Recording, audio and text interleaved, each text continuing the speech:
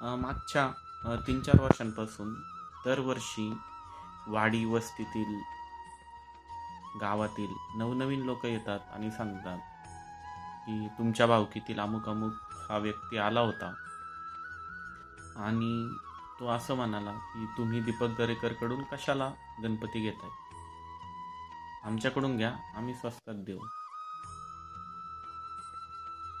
तर मला त्यांना एवढंच सांगायचं आहे की जे आमच्याकडून गणपती घेतात त्यांना आम्ही काही जबरदस्ती करत नाही.